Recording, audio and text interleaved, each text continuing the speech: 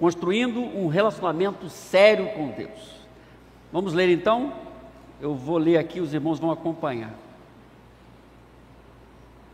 Isto, portanto, digo e no Senhor testifico, diz Paulo, não é?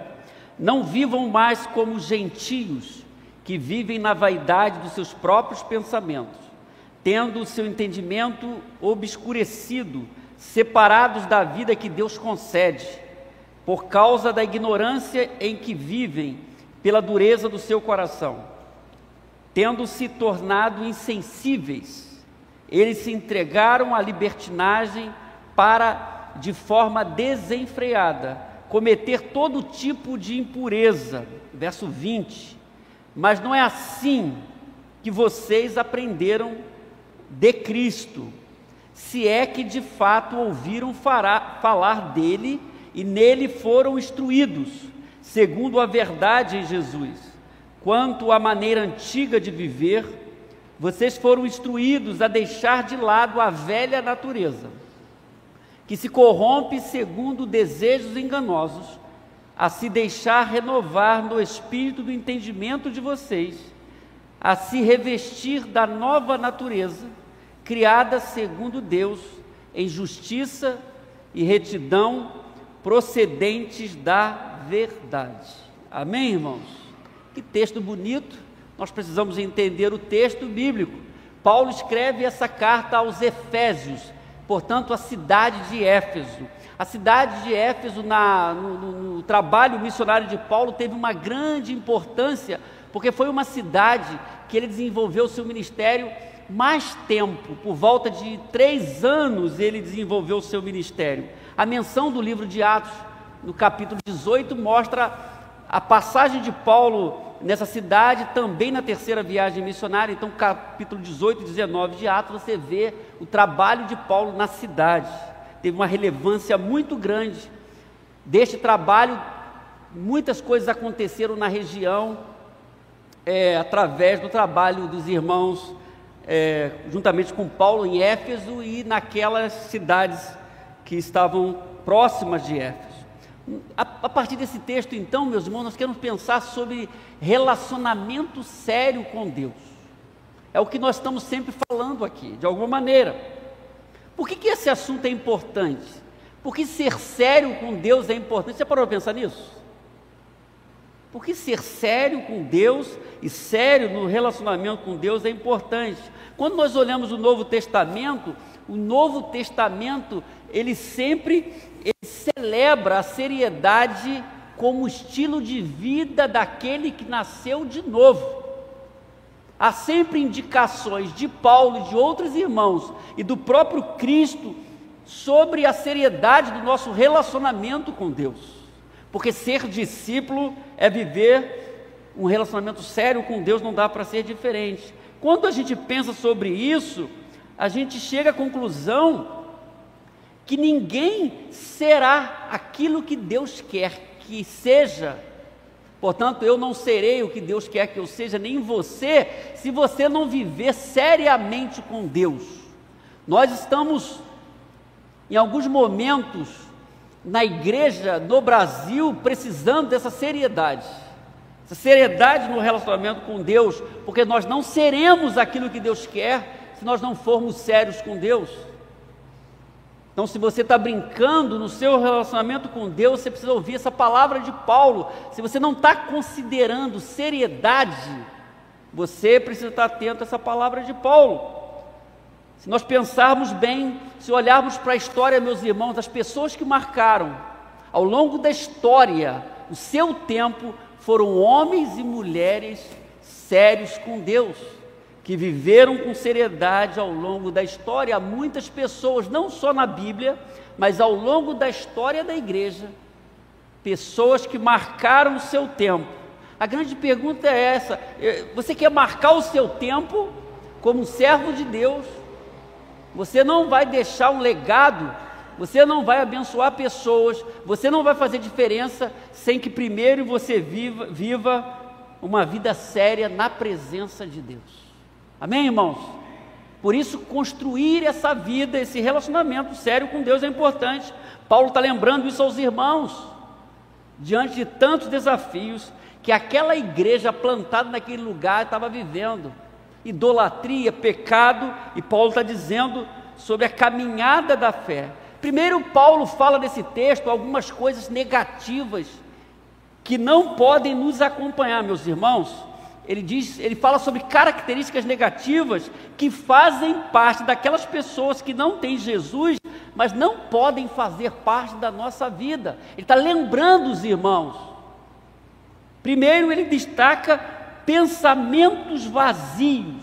Olha só, pensamentos vazios, verso 17 diz: isto tanto digo e no Senhor testifico, olha só, não vivam mais como gentios, que vivem na vaidade dos seus próprios pensamentos, ou na NVT, pensamentos vazios e inúteis. Olha só, levados por pensamentos vazios e inúteis, não vivam mais. Ele está falando para a igreja, ele está falando para nós hoje, não vivam mais. A ideia aqui da vaidade, do vazio, dos pensamentos daquele que não tem Deus. Está mostrando isso aí. Pessoas que não conhecem a Deus vivem na vaidade dos seus pensamentos. Por isso que ele diz: não vivam mais como gentios. Um comportamento de gente que não tem Deus. A citação é essa: não vivam mais como gentios. Como eles vivem? Na vaidade dos seus próprios pensamentos. Olha só, na vaidade dos seus próprios pensamentos. Essa ideia aqui de pensamentos vazios. Mas nós temos Deus. Então Paulo quer marcar isso aqui. Ele usa outra expressão: entendimento obscurecido. Não vivam mais na vaidade dos seus pensamentos, mas ele diz mais no verso 18: tendo seu entendimento obscurecido, separados da vida que Deus concede. Olha só, meus irmãos, separados da vida que Deus concede, por causa da ignorância que vivem, pela dureza do coração. A ideia aqui é uma condição contínua de trevas, estão alienados. Às vezes os cristãos, eles são taxados de alienados, mas a Bíblia diz que o alienado é aquele que não conhece a Deus, está separado da vida de Deus. Olha só que coisa interessante, separados da vida que Deus concede. Há uma vida que Deus concede, uma vida abundante. As pessoas estão separadas, entendimento obscurecido, por causa da ignorância em que vivem, pela dureza do seu coração, dureza do coração. Ele está falando de um estado, o estado das pessoas que estão longe de Deus, é esse estado, dureza de coração, insensível, coração endurecido, uma característica de quem está longe de Deus. Paulo quer marcar uma diferença aqui. Outra coisa que ele fala é insensibilidade no pecar como característica daquele que está distante de Deus. Uma insensibilidade, o verso 19 diz: tendo se tornado insensíveis, eles se entregaram à libertinagem para, de forma desenfreada, cometer todo tipo de impureza. Olha só que expressão forte, todo tipo de impureza. A ideia, meus irmãos, aqui, dessa insensibilidade, a ideia do texto original, é que é como que tivesse criado um calo, de tanto pecar, e a pessoa não sente mais. A contusão inicial machuca, mas depois ficou insensível aquela parte. A ideia é essa, um calo, que ficou insensível à dor. E ele coloca isso em relação ao pecado, a postura de pecado, insensibilidade, então. Então Paulo não está economizando expressões aqui para mostrar um comportamento de pessoas distantes de Deus. Um estado de pecado, insensibilidade, libertinagem e impureza. Mas no começo ele diz: não vivam mais assim. William Barclay, comentando essa parte do texto, olha só o que ele diz: mas quando se continua pecando, chega um momento em que desaparece toda sensibilidade. Podem-se cometer as coisas mais vergonhosas sem o mínimo reparo. A consciência chega a petrificar-se. petrificar-se. A pessoa não sente, não tem mais sensibilidade, ela está profundamente no pecado. Essa é a análise certa. Pecado, insensibilidade no pecar. Então notem que Paulo, inicialmente nesse texto, mostra o comportamento que não deve fazer parte daqueles que são discípulos de Jesus. Não façam mais assim, não andem assim, porque essas pessoas têm esse comportamento, e esse comportamento não deve fazer parte daqueles que nasceram de novo, nasceram de cima, são discípulos de Jesus. Mas esse, meus irmãos, é o retrato da nossa sociedade, mas não deve ser o nosso comportamento. E a partir do verso 20, ele vai propor um caminho diferente para que possamos viver o nosso relacionamento com Deus de forma séria. E esse relacionamento sério envolve algumas posturas para que a gente possa construir esse relacionamento, porque a vida espiritual é um processo do dia a dia. Cada dia nós vamos edificando a nossa fé. Então, primeiro, para construir um relacionamento sério com Deus, você precisa valorizar o ensino de Cristo, o ensino que aprendemos de Cristo. A palavra de Deus, o verso 20 e 21 diz assim, olhe só, acompanhe na sua Bíblia: mas não foi assim que vocês aprenderam de Cristo. Note aquele quadro destrinchado por Paulo, terrível, num comportamento que deve ser abandonado, não vivam mais assim, e agora ele diz, mas não foi assim que vocês aprenderam de Cristo. Olha só, meus irmãos, se é que de fato ouviram falar dele e nele foram instruídos, segundo a verdade em Jesus. Não dá para a gente construir um relacionamento sério com Deus sem o ensino de Jesus. O Novo Testamento mostra isso claramente, e é interessante que até Jesus fala isso, que quando ele fosse subisse ao céu definitivamente, ele mandaria o Espírito Santo, e uma das funções do Espírito Santo era lembrar as suas palavras. O Espírito Santo lembrar as palavras de Cristo, uma das funções. Então o verdadeiro discípulo, ele ama a palavra de Deus, ele ama a instrução de Deus. Não dá para substituir isso. Não há um caminho que primeiro não envolva a instrução de Cristo, a doutrina de Cristo, a verdade de Cristo, a palavra de Deus. Paulo está mostrando isso aqui porque ele desenvolveu um ministério de 3 anos na cidade de Éfeso. Quantas igrejas, meus irmãos, estão abrindo mão da palavra de Deus apenas para atrair pessoas, e abrir mão da palavra de Deus? Não dá para ser assim. Se eu quero construir um relacionamento sério com Deus, eu preciso da palavra, para que a igreja cresça de forma saudável, alimentada. A nossa vida precisa estar em sintonia com a verdade de Cristo, e Paulo fala isso. Se é que ouviram falar dele, nele foram instruídos. Então, eu quero construir, eu preciso da palavra de Deus. Nada substitui a palavra de Deus. O discípulo, ele está aberto para aprender. Você está aberto para aprender? Se você quer construir esse relacionamento sério com Deus, tem que aprender a palavra de Deus, tem que amar a palavra de Deus, aberto para ser instruído. Ser instruído. Se você tem pessoas que estão te instruindo na palavra, segue firme, continue, para que você cresça, que você possa instruir outras pessoas. Paulo, falando a Timóteo, ele diz isso: o que de mim você ouviu, você deve transmitir a outras pessoas, sejam capazes também de fazer o mesmo nesse processo a outras pessoas. Eu recebo de Deus a palavra, eu posso instruir. O discípulo deve estar aberto então para receber a palavra de Deus, a instrução de Deus, alinhar a sua vida com essa instrução. É isso que Paulo está falando aqui, que aqueles irmãos deveriam fazer, ao contrário daquele comportamento que ele denuncia no início, né? Então tem muita gente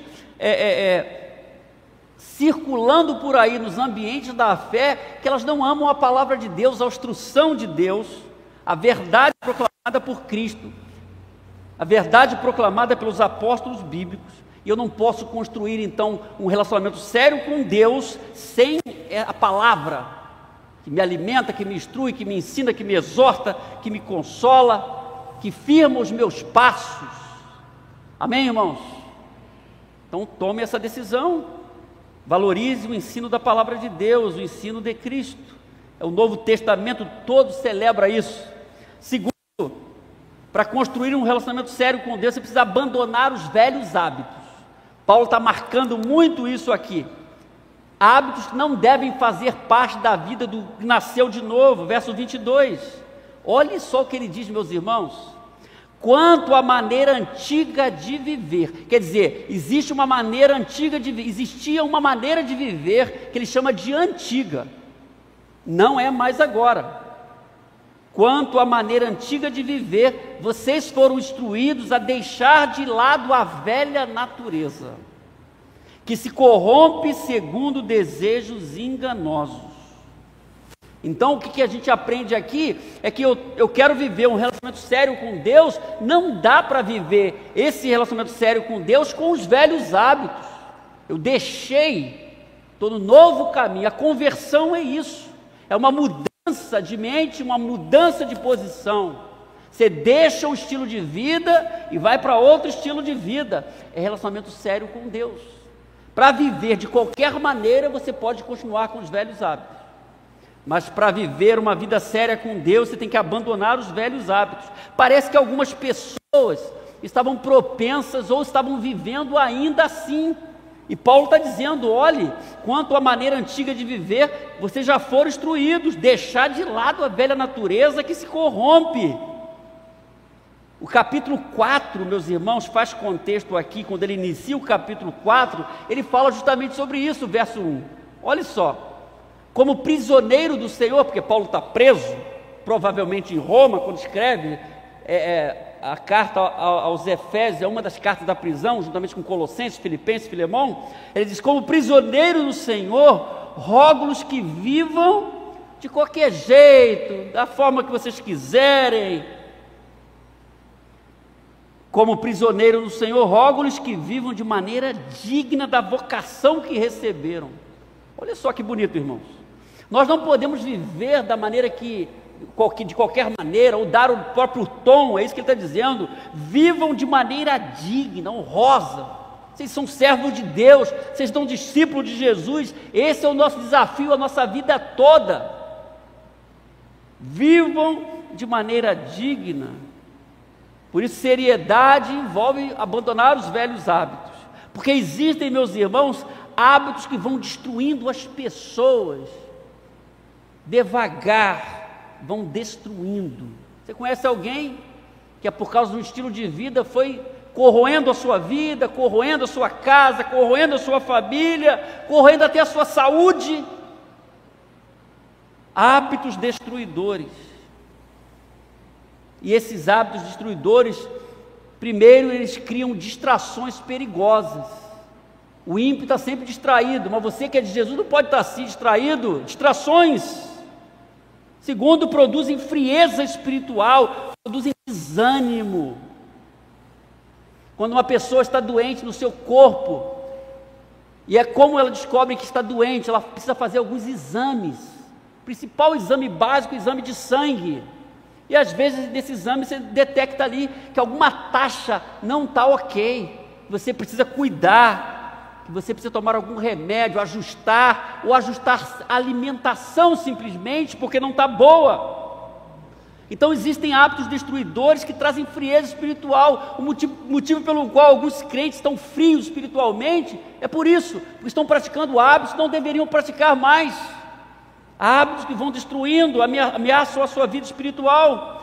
E por fim, esses hábitos dificultam o cumprimento do propósito de Deus. Você conhece aquelas pessoas que elas nunca decolam? Elas estão sempre ali com o motor ligado, mas parece que nunca decola. Alguma coisa precisa ser tratada, verificada. Algum hábito fora do lugar vai dificultar o propósito de Deus na vida dessa pessoa. Alguma coisa que você está praticando hoje está criando distrações para você. Alguma coisa que você está fazendo está produzindo frieza espiritual, desânimo, está dificultando o propósito de Deus através da sua vida. nós devemos pensar, por isso que Paulo estava exortando aqueles irmãos a deixar a velha natureza. Então, quando eu vivo de maneira digna a proposta do Efésios 4:1, eu fortaleço o meu foco em Deus. Isso vai fortalecer o seu foco em Deus, vai ajudar no desenvolvimento da sua intimidade com Deus e vai favorecer o seu testemunho no mundo. É totalmente diferente. Então, enquanto hábitos destruidores criam distrações, os bons hábitos que eu tenho que estabelecer na minha vida como discípulo vai fortalecer o meu foco. Nada vai tirar o meu foco, não estou com distração, eu estou olhando para Jesus. Enquanto os hábitos destruidores produzem frieza espiritual, os bons hábitos que envolvem o discípulo vai me ajudar a ter mais intimidade com Deus. Enquanto os hábitos destruidores dificultam o cumprimento do propósito de Deus, os bons hábitos, eles vão favorecer o testemunho do Evangelho através da minha vida. Por isso Paulo está dizendo, olha, se vocês devem abandonar os velhos hábitos, quanto à antiga maneira de viver, deixem de lado a velha natureza. Abandonar os velhos hábitos e ao mesmo tempo trilhar um caminho novo com hábitos novos. Essa é a proposta do Evangelho na vida de uma pessoa. Eu preciso estar atento, verificando como está a minha vida, amém, irmãos? Para construir um relacionamento sério com Deus, você precisa desenvolver um novo modo de pensar. Isso só pode acontecer pela intervenção de Deus. O ímpio está difícil para ele, mas eu sou de Jesus. O verso 23 diz: e se deixar renovar, olha só, e se deixar renovar no espírito do entendimento de vocês, ou a serem renovados no modo de pensar. Nós somos pessoas de Deus, isso é importante. Eu desenvolvo um novo pensar, eu sofro a ação de Deus, eu pertenço a Cristo, e eu preciso entender isso, renovar o meu modo de pensar, que eu estou construindo um relacionamento sério com Deus. Eu tenho que cuidar da minha mente também. Nós sofremos a ação divina em todo o nosso ser. Viu o que Paulo diz sobre insensibilidade do pecado, sobre libertinagem? Agora ele está dizendo para a igreja, olha, nós temos que caminhar dessa forma, se deixar renovar no espírito, no entendimento. Isso é importante. Paulo, escrevendo aos Colossenses, capítulo 3, verso 1, ele diz, mantenham o pensamento nas coisas do alto e não nas coisas terrenas. Escrevendo aos Romanos, ele diz, nesse recorte de um texto mais conhecido, transformem-se pela renovação da sua mente. Quer dizer, eu tenho que ter a mordomia, a doutrina da mordomia, a mordomia da mente, cuidar da minha mente. A intervenção de Deus é profunda. Você está construindo um relacionamento sério com Deus, eu tenho que pensar nisso aqui que Paulo está falando, desenvolver um novo modo de pensar. Olha só. Porque pensamentos, eles geram sentimentos, sentimentos geram ações. Todos os especialistas da mente sabem disso. E eu preciso pedir a ajuda de Deus para manter a minha mente sadia, para eu viver para a glória de Deus e para desenvolver um relacionamento sério com Deus. Amém, irmãos? E por fim ainda, para construir um relacionamento sério com Deus, você precisa adotar uma nova postura. O verso 24 diz, a se revestir da nova natureza. Ele falou da velha natureza, agora ele fala da nova natureza, criada segundo Deus. Olha o padrão da nova natureza: em justiça, retidão, procedentes da verdade. Ou na NVT diz, e revistam-se da sua natureza, da sua nova natureza, criada para ser verdadeiramente justa, santa, como Deus. É sempre essa ideia do revestir-se. É como você deixasse uma velha roupa e colocasse uma roupa nova, é uma roupagem que não serve mais para quem é de Deus. Eu tenho agora que deixar essa roupa velha e me vestir da roupa nova. Essa é a ideia, porque tudo novo, nós estamos na presença de Deus. A NAA diz, e se revestir da nova natureza, criada segundo Deus em justiça e retidão, procedentes da verdade. O mundo hoje está em crise para a verdade. As pessoas reúnem e dizem, isso aqui é a verdade agora e você tem que engolir. Biblicamente a verdade não é comprada numa loja, a verdade é a verdade de Deus, não o que as pessoas estabeleceram como verdade. Ele diz aqui, procedentes da verdade, isso é importante para nós. A verdade que cremos é Jesus. Então o discípulo deve viver em novidade de vida. Ele vestiu a roupa nova, a nova postura. Paulo escrevendo aos Romanos, verso 6,4, ele faz coro aqui, olha só que bonito isso. Portanto, fomos sepultados com ele na morte por meio do batismo.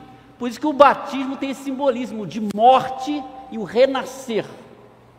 Todo crente batizado, ele morreu para um estilo de vida e renasceu para a nova vida, porque Paulo diz aqui, por meio do batismo, a fim de que, assim como Cristo foi ressuscitado dos mortos, mediante a glória do Pai, também nós vivamos em novidade de vida.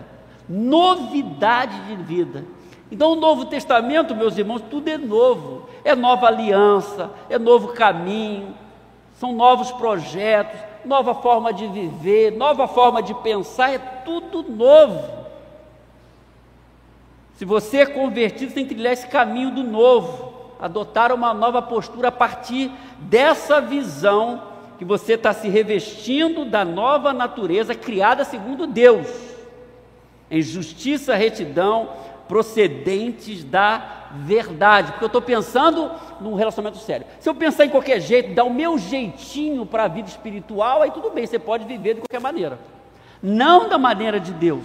Nós estamos pensando em aprofundamento espiritual, nós devemos considerar isso, senão você não avança, você não tem um aprofundamento espiritual necessário, ou a partir do caminho proposto da Bíblia. Eu preciso entender isso, eu quero construir.